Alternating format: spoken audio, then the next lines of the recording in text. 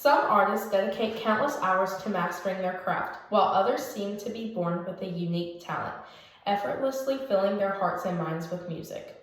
For the next few minutes, we will discuss the art of music, whether through the voice, the soulful note of a saxophone, or the strings on a violin. Growing up, I enjoyed singing and performing for friends and family. My parents were shocked at the fact that I could sing since no one in my family can sing. As an elementary school student, I tried out with a program through Sanford for my elementary school. Only 8 girls could make it, and I was one of them. We performed a concert my 4th grade year and my 5th grade year. I still have the plaques on my wall till this day. I also learned that I was an alto singer and that was what I would pursue later on in my life. When I was in 7th grade, I tried out for my youth praise band team. I was the youngest on the team, but I got the hang of it really fast. I also had the honor to have a solo the first night I ever sang in front of an audience by myself. Although I do not go to church there anymore, I had many opportunities to grow and become the person who I am today.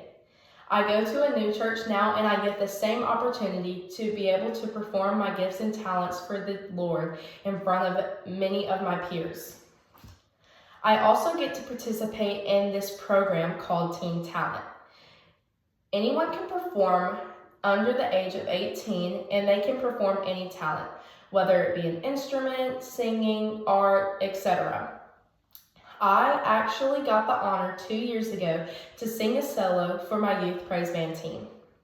We did not win, but this year they are hosting Teen Talent, and I hope that we are able to win a trophy this year in honor of God and our performance on the stage.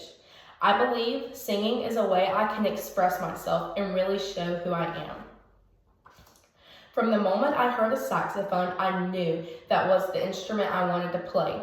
It all started with a guy named Antoine. He went to my old church, and I fell in love with the way the notes sounded and how they flowed with music. When I was in the 6th grade, I talked to my parents about being in the band. They signed me up and bought me an alto saxophone. I started on the alto saxophone, which is one of 3 saxophones. Later in my 6th grade year, I switched to tenor saxophone, which is about a 4th times bigger than the alto, also with a deep note capacity.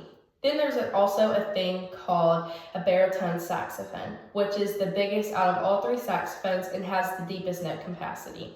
I learned how to read sheet music and performed many concerts throughout my middle school years. I played at my church only on special occasions. I played on Christmas, Easter, and maybe a few other times throughout the year.